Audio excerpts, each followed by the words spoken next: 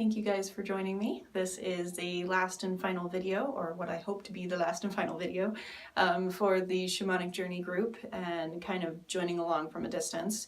So this is the video where I begin talking about the structure of the journey group itself. I have a blog post written about it, but this is going to be a video interface on how we can tap in from a distance and also be involved with the structure of the journey group itself.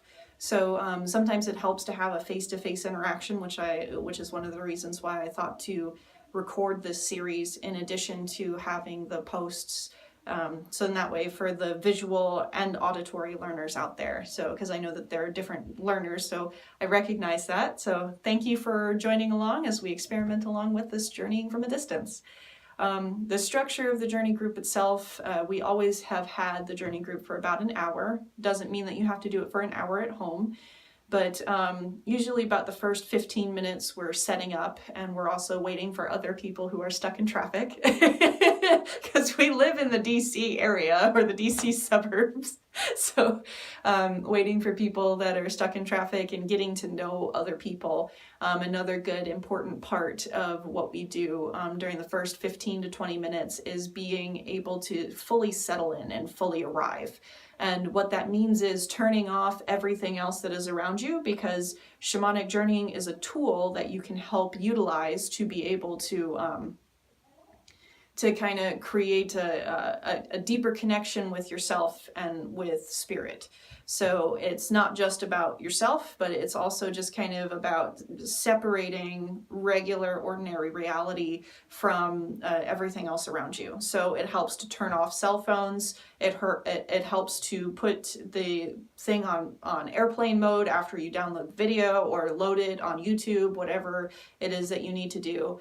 And just kind of turn everything off for a bit and just kind of fully awaken and just kind of just become present of yourself in that moment. And that is what we do during the first 15 to 20 minutes of just kind of settling in and opening up, checking in, like, is there something that I need to do beforehand? Do I need to give an offering of thanks to the land for allowing me to be here? Should I go ahead and give some tobacco right now? Do I need to sage or smudge myself? So those are check-in questions that we tend to do within the first 15 to 20 minutes.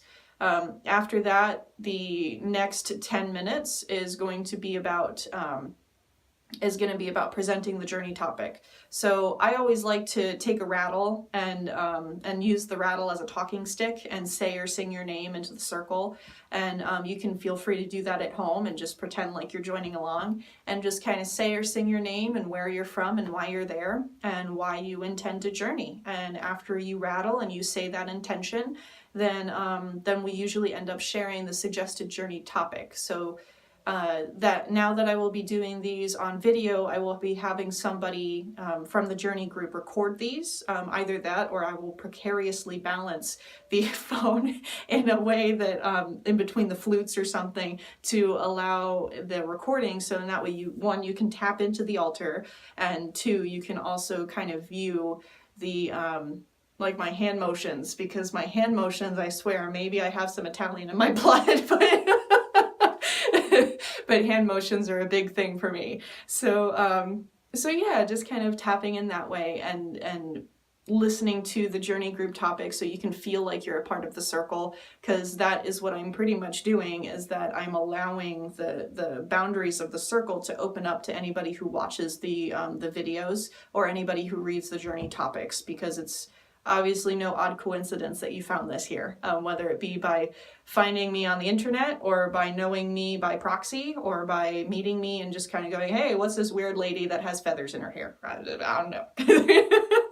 So yeah, when I present the journey topic, then that usually gives people an opportunity to mull it over, and usually the last couple of minutes are about turning it over to the journey group. So you might hear other participants chiming in about what it means to them, or kind of other things that they wanted to add or that they feel like speaking about it, and yeah, just kind of going from there. And the next series that we go into is that we officially set the container. So when we set the container, I talked about this in the last video, but it is a clear delineation from your ordinary reality into what is considered non-ordinary reality. So I do that by calling in the 4 elements, as well as the 4 quarters, like the cardinal directions, north, south, east, west. And we call in above and below and center. So when we call in those directions, we kind of create a sacred space, so to speak. And this is a protective mechanism, and I explained more in the last video. But to be able to connect yourself and to recognize within your brain and to tell your mind, hey, we're going to do some journeying, so let's pay attention here. And yeah, it takes some practice. It's a muscle that can be built. So so after we do that, and if you don't know how to set your own container, I do have some videos that are helpful. So there's an opening the container song, which we sing at every journey group, and then there's also a closing container song, which we sing at every journey group. And yeah, so when we sing those things, then we close the container, but then we also open the container at the end. So we make sure that the process that we go through is contained within sacred space.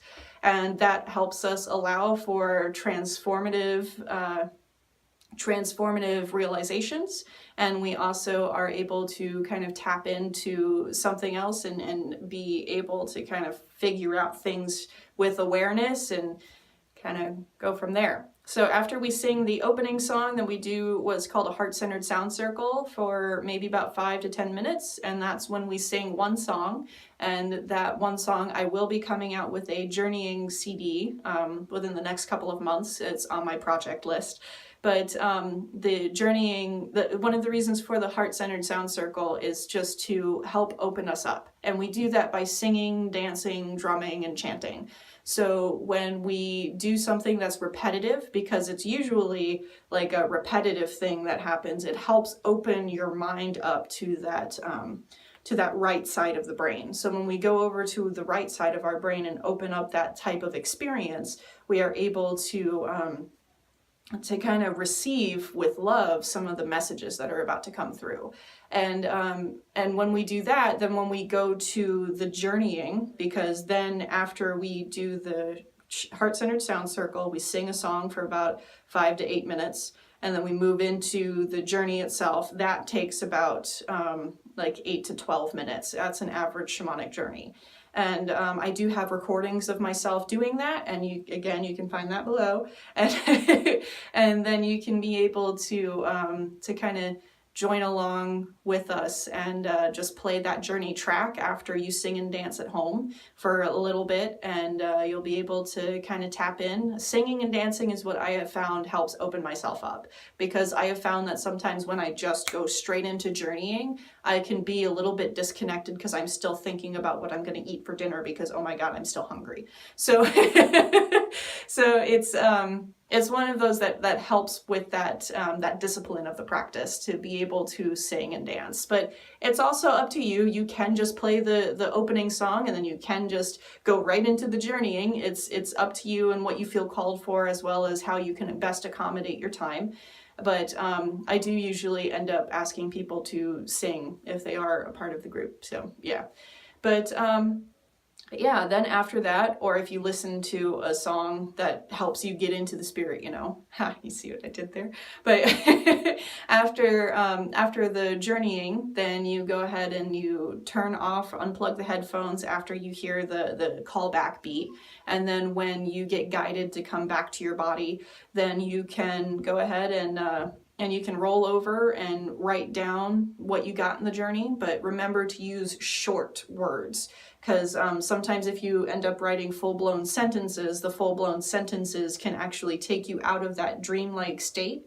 And you know how after you have a dream and then you want to write down your dream, but the more you write about it, the more it slips away from you. So that's the same type of state that we're in when we're shamanic journeying. And it's a conscious act, and sometimes if you use short abbreviated words and sometimes even draw pictures or paint right after a journey, you are able to maintain that vision, or you are able to maintain what it is that message was a lot easier than if you were to just use that language center of the left side of your brain, which helps logically puts things together. So that's another tip that that was passed along to me. So yeah.